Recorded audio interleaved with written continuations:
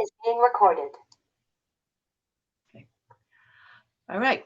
First of all, I would like to say thank you to Mona. She is a great partner to have with doing the Zoom, which is not exactly my forte.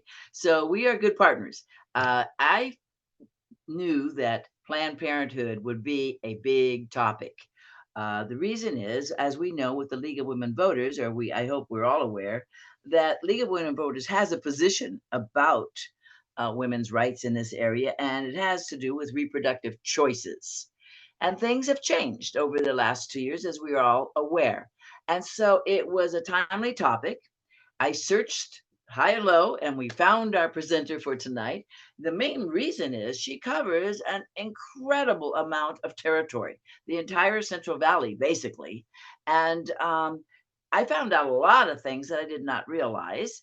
But the most important thing in knowing about our presenter tonight, Socorro Santillan, who is she came here to the United States. She's the director of public affairs for Planned Parenthood, and she's came here when she was 23, at age 3, and she has dedicated over 25 years working in reproductive health issues, health care, education, immigration, LGBTQ+, and restorative justice. She's an amazing woman, and I now know why it was so hard to always get her scheduled, because she's everywhere. And I told her, I think one of the things I've seen already, she needs help. And so when we talked, she and I said, well, we want to know more about specifically what is Planned Parenthood doing now? What services are they offering? What are the needs? What are the issues that have come about in the last 2 years? And then what challenges are they facing? And most importantly, how can the League of Women Voters have more understanding and be helpful and supportive in this particular area, because it is one of our big positions. So I would like to welcome Socorro Santillan. Welcome, and go for it. Thank you so much for that. Yes, and unfortunately, there is only 2 of us that cover the Central Valley, and it geographically and just population-wise, we know how huge it is. If we can start with the PowerPoint.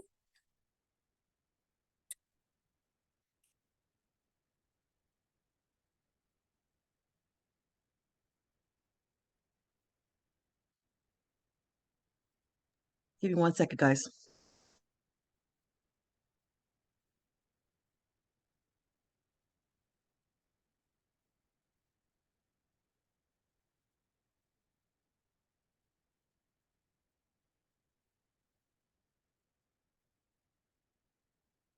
And for me, there's no preference if folks want to make a question at that time, because they don't want to forget. So, if while I'm presenting, something is on your mind that you really want to ask, I don't have the problem with answering the question at that time. Okay, so I'm fine with that. So Socorro Santillan with Planned Parenthood Marmonte. I'm one of 4 regional directors for public affairs. I oversee the Stanislaus to Kern County. Next.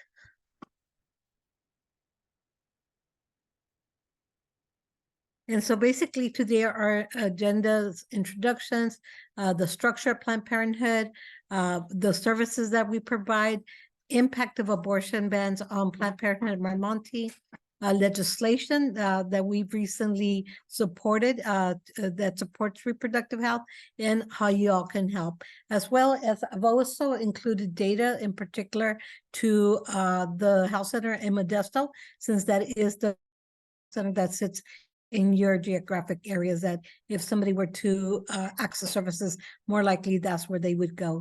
Next. So as I mentioned, there's two of us, myself, I've been with Planned Parenthood for about 5 years.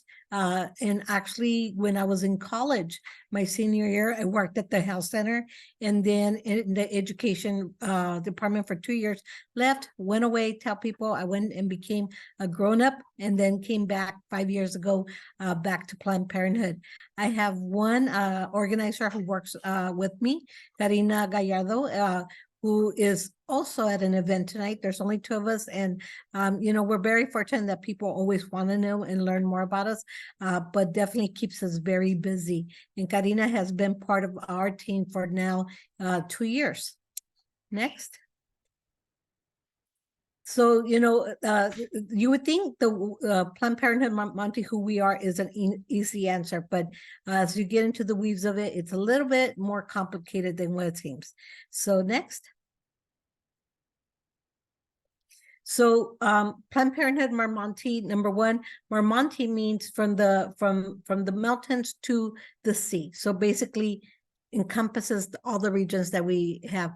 And, the structure of our organization is the 501(c) and it's the 501(c)(4).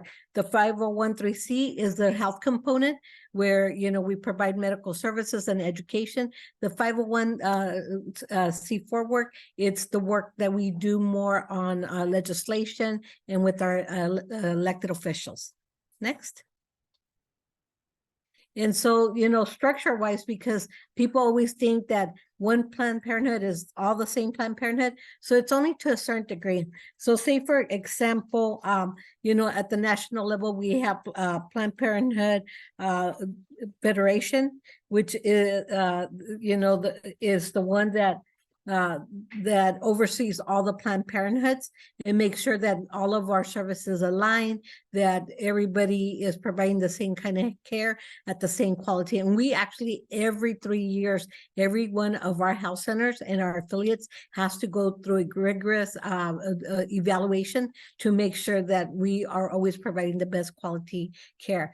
When you look at the federal level, at the National Action Fund, that is the fund that at the federal level is organizing with everybody.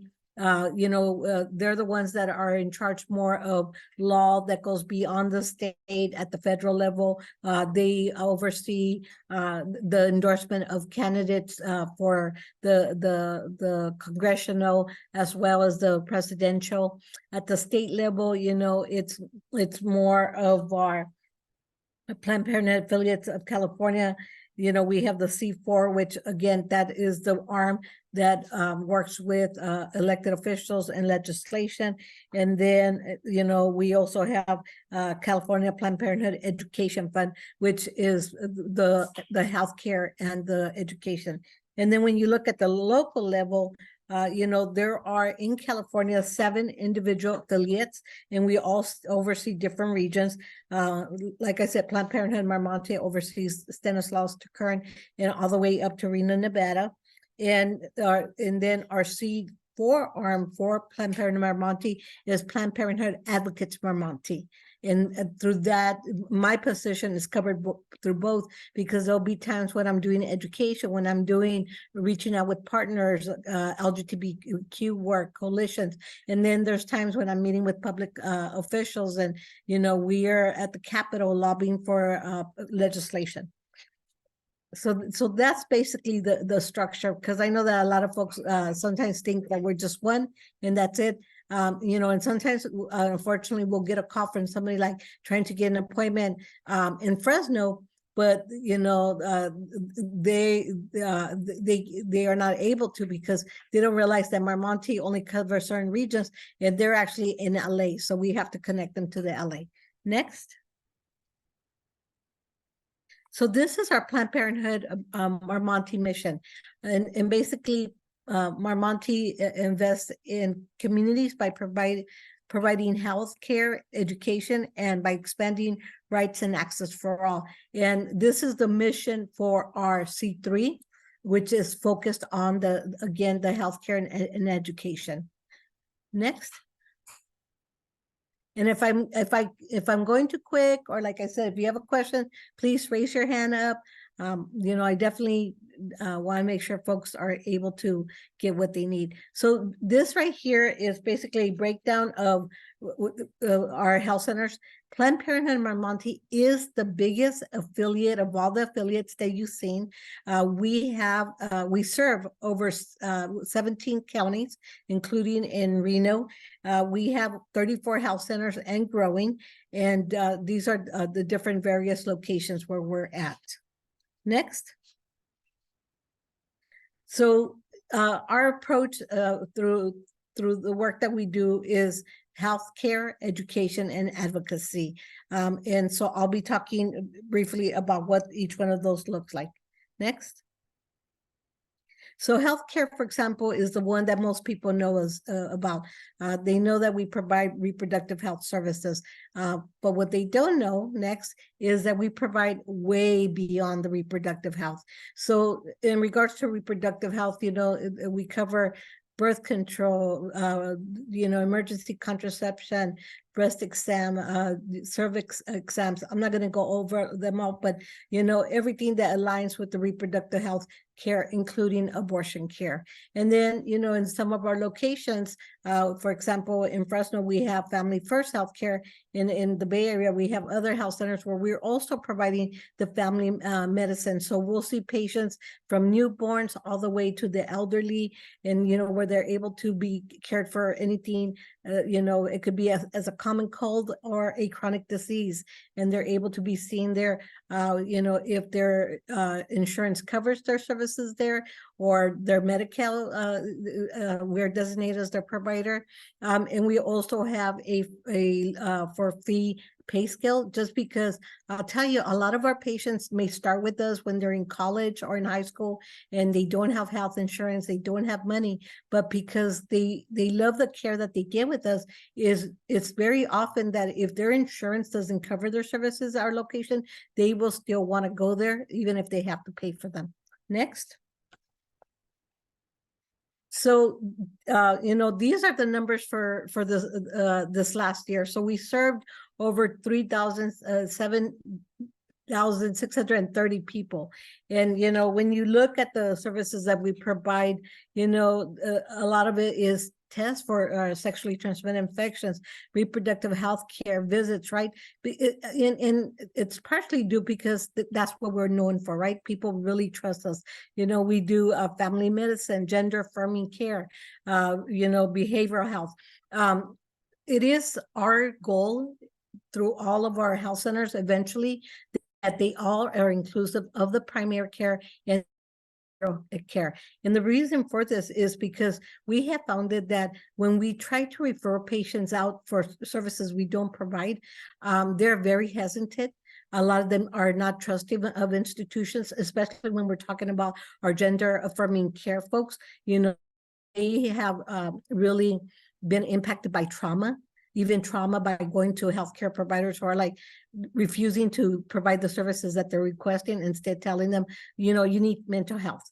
You know, this is not normal, and, you know, not validating what their actual needs are. So our goal is eventually being able to provide all these services so our patients don't have to be turned away. Next. And so this here is the information in regards to the Modesto Health Center. Modesto Health Center is now one of the ones that we're providing primary care at. You know, right now the services are more of the reproductive health, STD testing, pregnancy testing, emergency contraception, you know, everything that encompassed that. And, you know, this last year, patients at Modesto were 6,239, and then it's broken down to the various different services that they were provided. And also it's really important to see that, you know, a lot of our patients are patients who live over under the 200 poverty percentile, and, you know, so the services that we provide are very important. it's also important to note that because of the state program that we offer our services through, we are one or the only few providers that will provide healthcare to our undocumented folks. And that's really important because, you know, throughout my region, I will hear story after story from our women who they got their first breast exam at Planned Parenthood and they found they had cancer, or their cervix exam, and, you know, and so in regards to, you know, what folks said earlier, people not knowing really what Planned Parenthood, they don't realize that, you know, that whole stigma about all you'll provide is abortion care. It's not true, you know, and it's somewhere under the 4% of the entire visits that you all seen earlier. But nevertheless, it's something that we feel is healthcare. It is important and critical, and, you know, and we will protect it, and, you know, as if it was 99% of what we were providing. Next. So the other component that a lot of folks don't know is education. We actually have a really strong education department. Next. You know, it includes, you know, because of COVID, a lot of it had to be transitioned to virtual education, just like, you know, our regular education system. What has really changed is the fact that we've seen that the numbers were so impactful that we were being able to reach, say, somebody, you know, in California with a health educator who's in Reno, or vice versa, right? You know, and we were still being able to serve and educate folks, regardless of the pandemic, that it has continued on beyond COVID-19. A lot of our education now is provided virtually with schools. What we are doing a lot of is training. We train a lot of, say, Boys and Girls Club, for them to be able to talk about reproductive health. Teachers, we do a lot of trainings with them. You know, we go into the juvenile halls and do the education there. We do one-on-ones, informational. We do a lot of parent education. We've done a lot of social media toolkits where parents are able to go in and be like, okay, how can I educate myself in real time when I have time during my busy day, whether it's 10 o'clock at night after the kids went to bed, so that, you know, when those critical questions are coming up, they have the answers to them as well. So, you know, that's our education team, and, you know, we're really proud of all the work that they've been doing. Next. So advocacy. So this is where our department comes in. You know, and I always tell people, you know, I go, Planned Parenthood didn't start or isn't a political organization, but because what we do has gotten so politicalized that there's nowhere on earth that we cannot do the advocacy work, you know, while trying to provide the healthcare. And the reason that is because, you know, we believe so much in the healthcare services that we provide that we have to advocate for them, right? And be able to make sure that, you know, from one day to another, when it's always possible, that it could potentially disappear. Next. So, you know, what do we do as public affairs department? You know, we are government affairs. We maintain relationships with elected officials. You know, we lobby. We, you know, every year we have Capitol Day in the month of May, where we, you know, overtake the Capitol and visit with our elected officials and make sure that they are standing with us and that they're supporting legislation that protects reproductive health, LGBTQ, immigration. You know, just because we recognize that all these social issues impact our patients, it's not like just one. We have many cases where we'll have somebody that shows up that maybe it's undocumented and they're LGBTQ. And, you know, so, and they're houseless. So you know, when we are at the Capitol, we speak up for all of our patients. We do a lot of community engagement. Last week, you know, I participated in a panel with a town hall with our elected officials addressing the healthcare crisis with our social services and the need to, you know, pay them better and, you know, train them as well. Next month, I'll be participating in a farm workers women's conference and an immigration panel on, you know, how they can access healthcare. So our public affairs is out everywhere. You know, one day we might start, you know, in jeans, walking the neighborhood, knocking on doors from an elected official, then dress up, go to a meeting. And then, you know, the next thing we knew is we're doing a virtual session for the League of Women Voters. So a lot of work. Next. So the mission for Planned Parenthood, so the C4 is Planned Parenthood Advocates Marmonte. And so the mission is a little different in the sense that because we are a C4, you know, we educate on issues of reproductive health with special consideration for advancing equitable access to abortion in an effort to empower all Californians, no matter income, race, gender, sexuality, or immigration status, to maintain and expand access to quality healthcare. And, you know, and that's what all the C4 work is about, is, you know, making sure that at the end of the day, folks' legal rights are being protected. Next. And so, you know, this is more of the work that we do as advocates, you know, the lobbying. We do a candidate endorsement. So, you know, the thing with candidates is that, especially in my region, you have to be able to support them beyond saying, yay, you're on our voter guide, right? And because, you know, in some other regions, that's just, it's not enough. In some parts, it actually puts them at risk.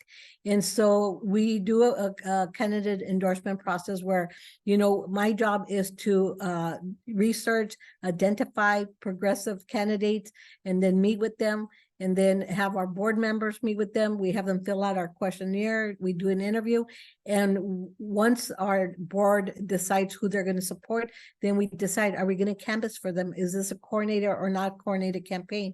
Are we going to make a contribution? Like today, when I said I was in Bakersfield earlier, we endorsed Jasmine Baines out in Bakersfield for Assembly District 35. She's running again, and we are helping her get her reelected. So we went to present her a check for $2,000 to start getting her campaign off the ground. You know, and so we work with our candidates. Once they get elected, we make sure that they didn't just get elected because they said they were going to do what they're going to do, but that they're actually doing it. So we make sure that they are voting with legislation that is supportive of the work that we do.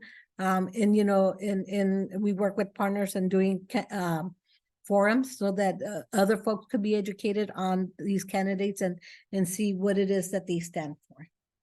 Next.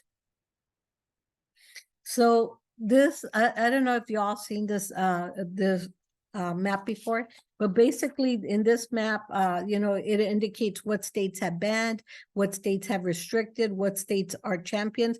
We know that at this point that 14 states have banned abortion altogether, and that we have another 13 that have created, you know, restrictions to really challenge folks from being able to get the services that they need. Next. So, how many of you have heard of FCA? So FCA basically, you know, what it is the Federal False Claim. That's what it stands for, FCA, Federal False Claim Act. It's a law that allows whistleblowers to file a false lawsuits against organizations, individuals that have normally made false statements to the government in order to obtain payment.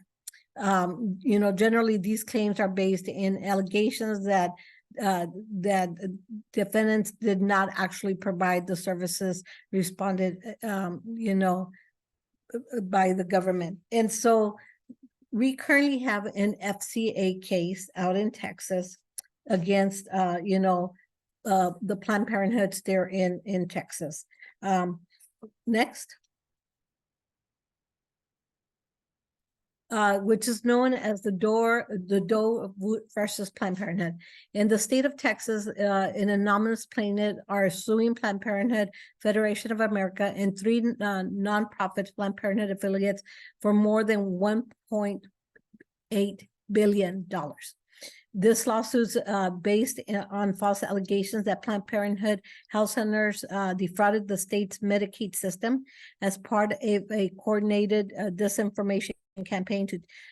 So basically, we know that this is a false claim. You know, we know that there was a period where you know, the state tried to ban Planned Parenthood from being able to use Medicare to cover its services, but then it withdrew its lawsuit and allowed Planned Parenthood. During this time, you know, Planned Parenthood was allowed to see patients for reproductive health and you know, charge their services to Medi-Cal. Planned Parenthood was reimbursed for these services, and during this time, there was never an issue with it at all, with the state, you know, compensating back Planned Parenthood for these services. It wasn't until, you know, other folks decided that what had happened was that they decided to, you know, bring this lawsuit, which honestly doesn't have any feet to stand. Next. So, you know, for example, we knew that these type of lawsuits are coming, you know, just like the way Roe versus Wade came, in the intent of the overall antis, you know, throughout the United States, trying to ban abortion one way or another, whether it's by limiting, you know, the services, by putting limitations, or by, you know, eliminating medications that are used for abortion, you know, and their overall goal to really get away with this. So when you look at the timeline, for instance, 2015 in Louisiana, it tried to terminate Planned Parenthood from Medicaid program. The termination was eventually blocked, and PP Gulf Coast is currently in a good standing with Louisiana Medicaid program and still being able to provide, you know, services under that. Then in 2017, Texas attempted to terminate Planned Parenthood from Medicaid program. The termination was eventually blocked, and Texas continued reimbursing Planned Parenthood affiliates for their services under the Medicaid program. Then when we go to 2020, a Court of Appeals, the Fifth Circuit, the U.S. of Appeals for the Fifth Circuit held that Texas could terminate Planned Parenthood's medical provider status. Louisiana eventually reached a settlement and continued to Planned Parenthood on the Medicaid program. In 2021, Planned Parenthood officially terminated from the Texas Medicaid program, and Texas officially terminates Planned Parenthood in 2021. Then that's when in 2022 arose the Doe versus Planned Parenthood FCA case. The plaintiffs in the state of Texas alleged that the affiliates defrauded the state's Medicaid system by getting reimbursed for birth control and other preventative health care services Planned Parenthood affiliates provided to eligible patients. So it's Socorro. Yes. Socorro. Yes. We do have a question coming from Ms. Okay. Olson here. Okay.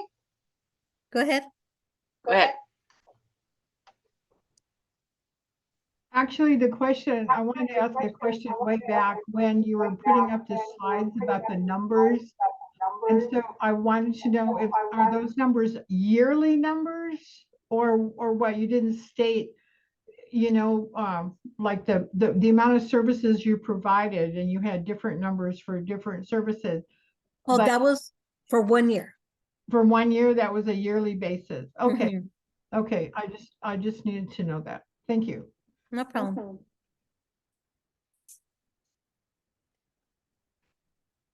So basically, we know that, the claim is bogus. Is just one of many, many attempts that we have seen throughout the course in folks trying to, eliminate abortion altogether. So the only problem is that,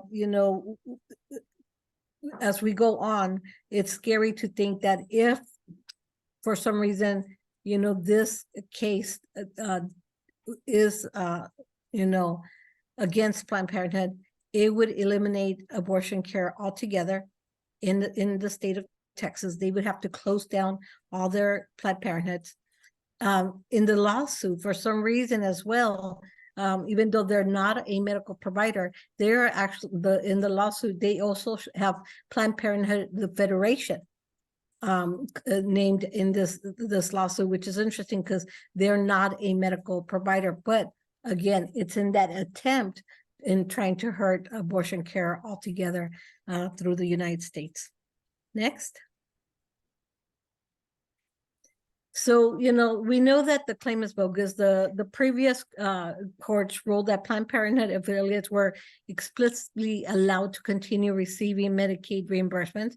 Neither the state of Louisiana nor the federal government has joined this lawsuit. In Texas, affiliates were providing the services, reimbursed them for the services, and never asked for repayment until the filing of this lawsuit. Which, really attests to what is the real reason behind this lawsuit. Next. So, we look at the motivations and consequences. We know that the majority of Americans support abortions.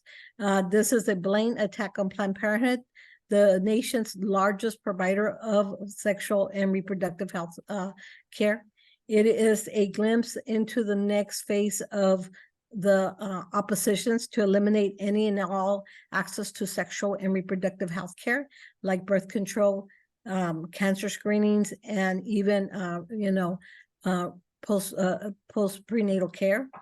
And if Planned Parenthood is ordered to pay the $1.8 million, it would shut down the health centers, as I mentioned, and it would have a devastating effect on the people's lives, especially women, people of low income and historically marginalized groups, because I can tell you that we and I'm going to be talking about the impact of the 14 states that have banned abortion on Monty and our capacity to see patients.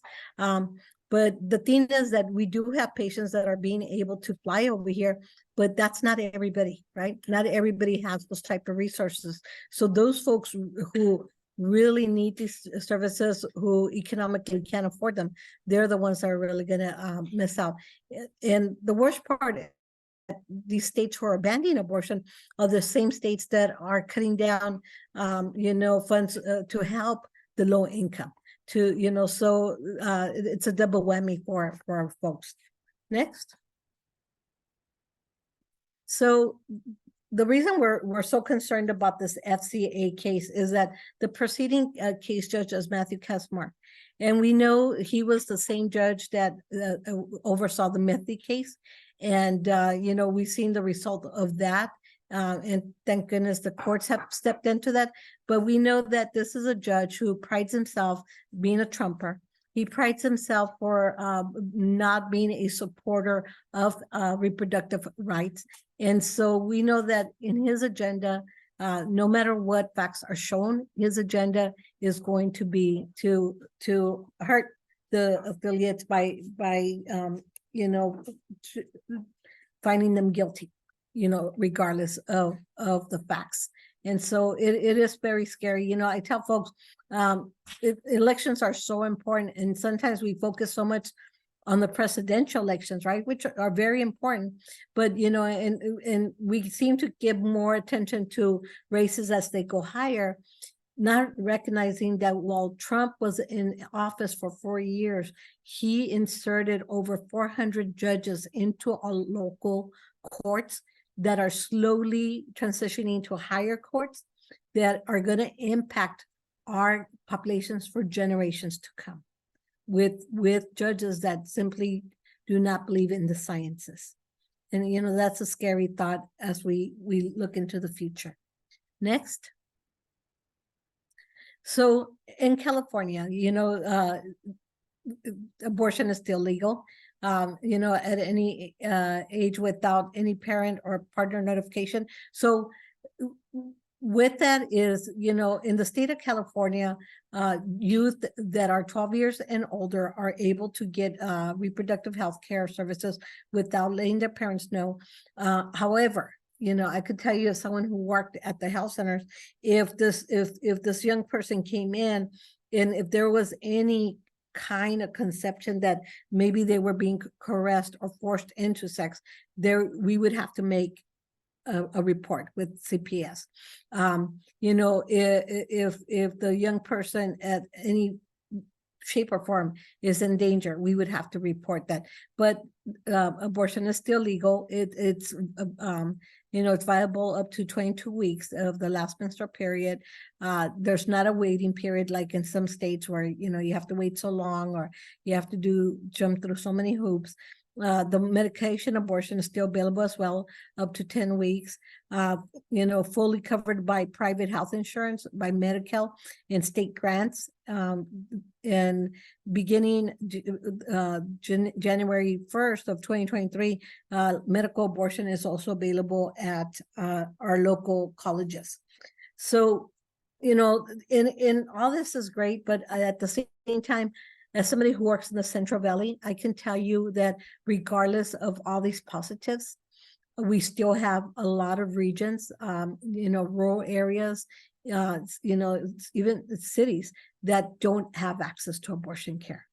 And so you have folks that are having to drive, say, Visalia to Fresno or to Bakersfield for an hour, you know, and so we don't still have, you know, access for all. There is still huge challenges, even those living in California being able to access. I'm going to be talking about legislation, which definitely is looking and addressing a lot of that, you know, and we're very fortunate that way. But at the same time, I don't ever want to give the misillusion out there that we're perfect in California. Not yet. Next. So I wanted to talk about the impact of abortion bans and restrictions on Planned Parenthood and Marmonte. You know, and the reason I want to be able to talk about this is because a lot of people feel like, oh, well, that's happening in Texas, has nothing to do with us, right? But the thing is that whatever happens in the rest of the world, it impacts us one way or another. So say, for example, patients have traveled from 36 states to, you know, be able to access, you know, reproductive health care and abortion care at Planned Parenthood. You know, when we look before SB 8 went into effect, it was, you know, exceedingly rare for Planned Parenthood to provide care for patients from Texas. Now, Texas makes up the greatest number of the patients forced to travel to Planned Parenthood and Marmonte for abortion care. Since before SB 8 went into effect, you know, we have seen ever since it went into effect a 918% increase in patients from Texas forced to seek abortion care at Planned Parenthood and Marmonte. And the care provided to patients from other states requires more of our staff's time and attention. So say, for example, the care and attention and time that we have to put into one patient out of state, let's say Texas, for example, is equal to that of 9 folks from California.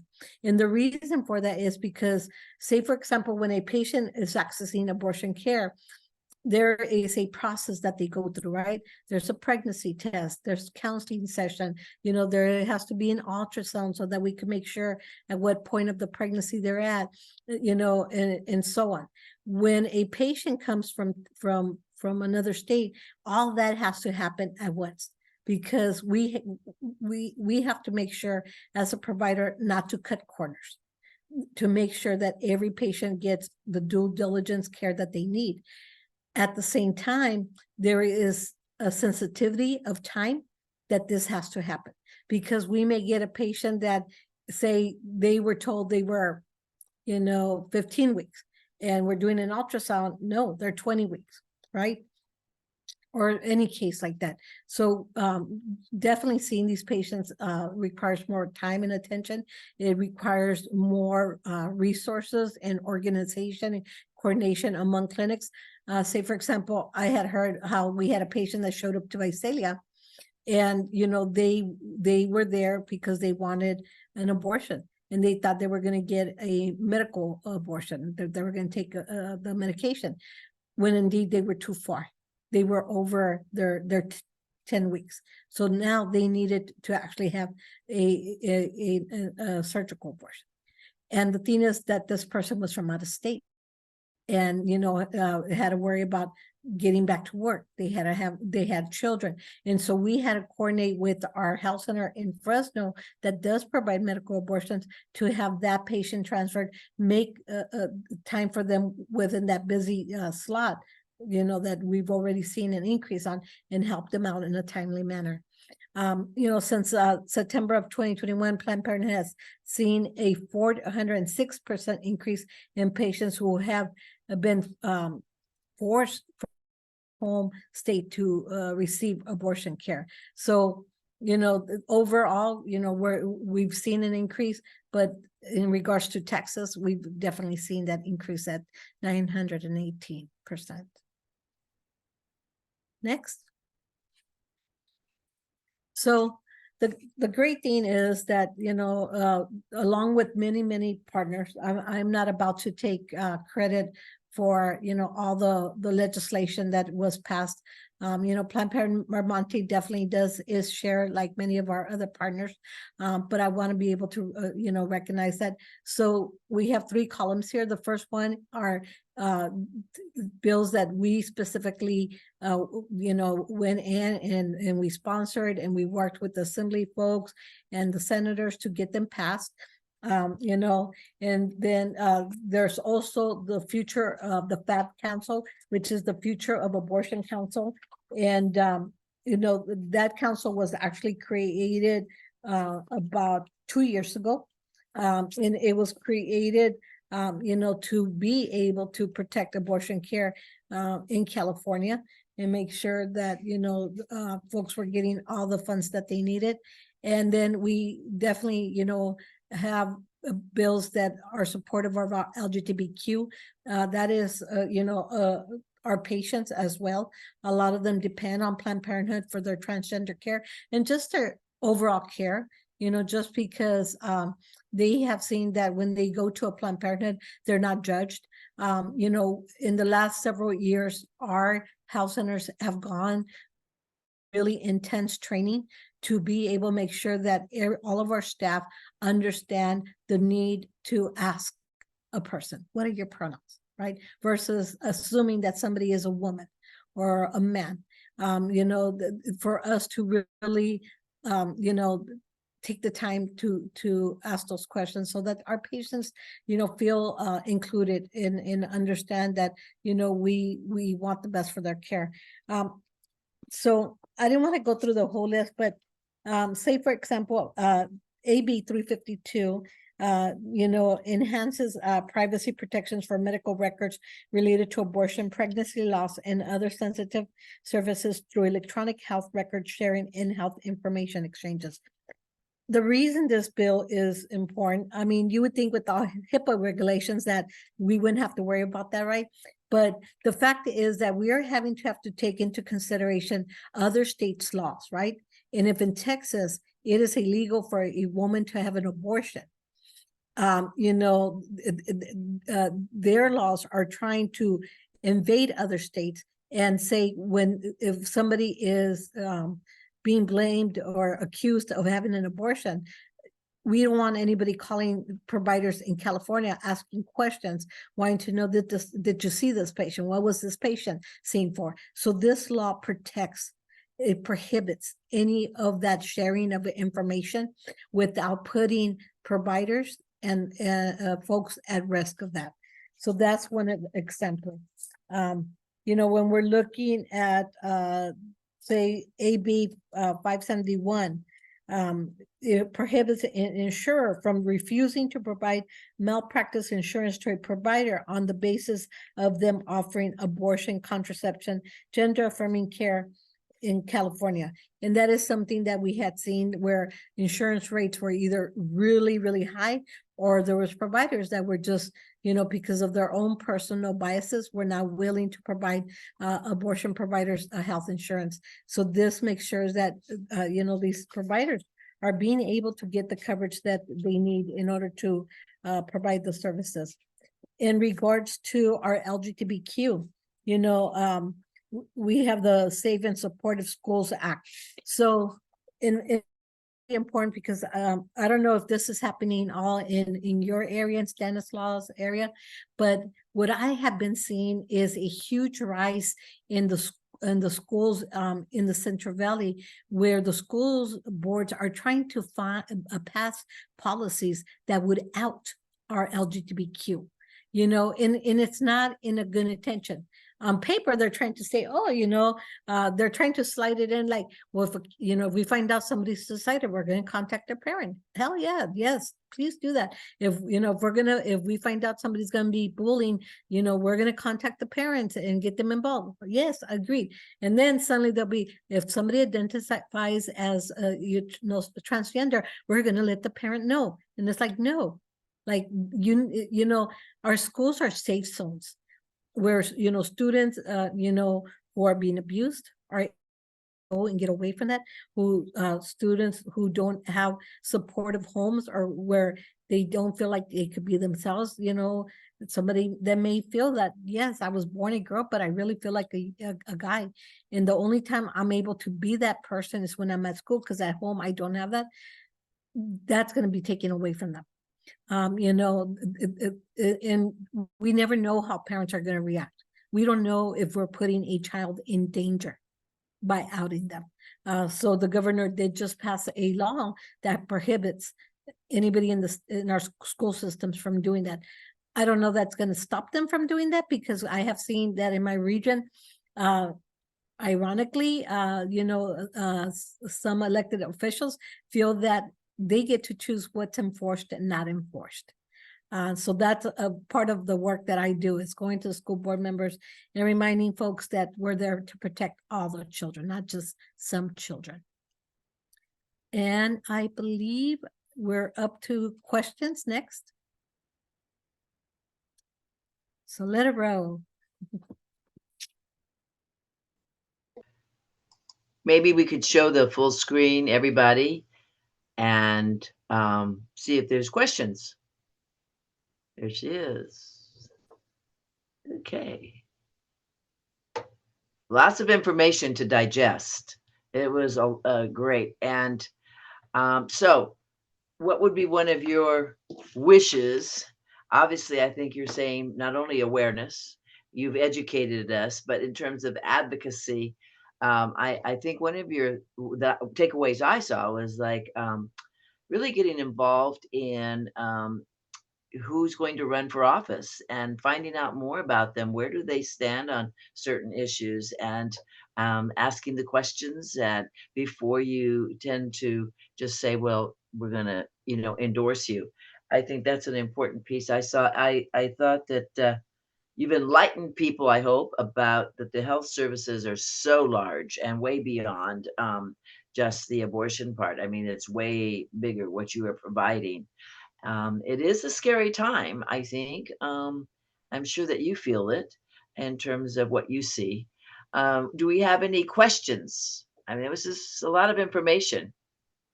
I'm not Julie, seeing any hands. Julie has her hand up. Okay. Oh, good. Okay, I unmuted. Question is about donations. So I get solicitations from Planned Parenthood and I get solicitations from Marmonte.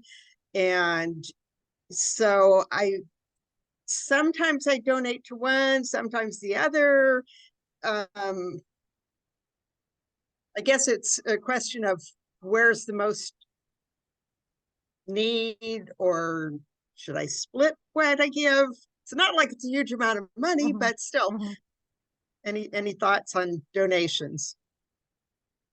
So,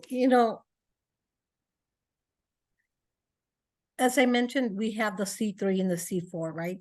And so it's really up to you, how, if you want to divvy it. I can tell you that both are important. The health services are extremely important, but I know from somebody who has worked in this field for the longest time that we will always continue fighting and fighting until we get close to 100% of elected officials who support this work.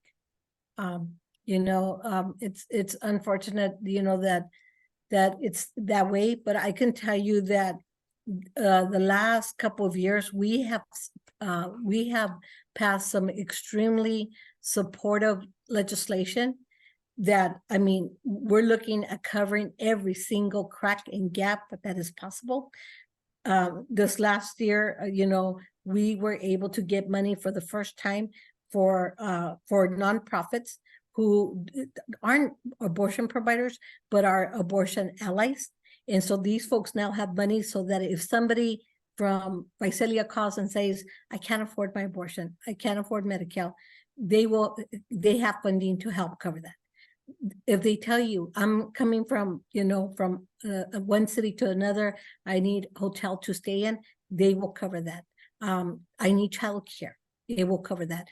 We have now a statewide website where folks from the state and out of state are able to go in and find out what organizations have these funds and can help them, as well as who are the abortion providers and where can I go. There is funding that, laws that protect our medical providers from being sued from out-of-state folks, laws that protect people who, let's say, for example, you have a niece who's from Texas and decides, I want to go have an abortion, and Julie, can I stay with you? If you were in Texas, you could get sued for helping her out. But the laws here in California protect you from that happening. So it allows you to be able to be that person for your relative. So, I honestly, it's up to you. The thing that I think more people is important to them sometimes is that the C4 is not tax deductible. Right. So if you're trying to get that tax deduction, you're not going to get it with the C4, but you'll get it with the C3. Did that answer your question? Yeah. Thank you. Any other questions from people? Well, I hope it was informative. And I hope that it is something that now we realize kind of the situation. It's like a barometer reading of where we are here in California and the rest of the states. And I really appreciate, Socorro, you're a busy woman, and appreciate your passion in this area. It's quite obvious that you are very passionate and very involved and stretched too, trying to cover it all. So we do appreciate this, and I think I want to let our group know our next meeting will be in November, and we are going to go into the civil grand jury. Oh, we have a question from John.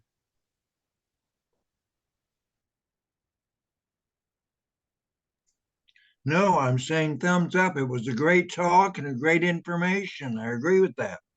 Well, thank you. So one thing, Pat, I'm going to be sending to you is right now we are coordinating with Virginia to be able to help do some phone banking and get some progressive elected officials out there. So if you are interested, I'll send over the information to be able to sign up. You're able to do phone banking from your home. You know, you don't have to go anywhere. You know, you could do it for 1 hour, you could do it for more. It's up to you what your time ability is, but that's definitely one way to be able to help us. Because like I said before, what happens in the rest of the United States really impacts us. And, you know, it's like I tell folks, you know, it might be one state and, you know, one day it might be just California. So we got to make sure that, you know, we help out all of our brothers and sisters in the other states that are not fortunate like us. Socorro, do you guys have the text banking too? I don't know if for this campaign we do. I know that we do text messaging, like when we're doing when we're doing our proposition Prop 1 this last year. For this particular one, I know it's phone banking, but I could find out as well. But yeah, I mean, you know, the different ways that you're able to support the work that we're doing, you know, our donations are, you know, are by volunteering. You know, we need volunteers, you know, to be able to phone bank and canvas. You know, last year we went to Nevada and we made sure that we, you know, we elected some progressive people there, and we took 75 people from California to do that. So, you know, the volunteering and donating and, you know, just even conversations. You know, if you hear somebody say, hey, Planned Parenthood this, and you're like, no, hold on a second. Let me educate you. That makes a big difference as well. But, you know, you allowing me to come into your space and providing me your time definitely is important. And I think it's a step forward when you're willing to listen and learn. Well, we thank you. You have really provided information, you know, so you're educating us. You've told us ways that we could advocate for this. And I think that is so important as we move forward, especially in 2024. It's going to be an interesting time. So, and you and I will be in touch afterwards because Yes. you're coming to another group. Okay. But you have Yes. been great and we really appreciate your time. And as I said to the group, we will be here on November, I believe it's the 16th. I was looking at my, yes. And we will be addressing the civil grand jury that was recently occurred in Modesto area, in the county area, and getting some feedback from one of the members who served on that. So part of our Zoom and part of our meet and learn, Socorro, has always been to learn. And you certainly have given us up-to-date information, and we've learned. So thank you so much. You take Thank care, you, everybody. and I'll talk to you next week. All right. Bye-bye. And thank you, Socorro, Mona, thank you so and much for everybody doing for this. attending. Thank you. Bye-bye. Okay. Okay. Bye-bye. All right. Lori, I'm You were going to great. hold on. I actually did it on my computer by accident and not into the cloud. I'll send it to you. Mona, you were great. Thank you. Okay. I'm gonna stop recording, guys. Bye.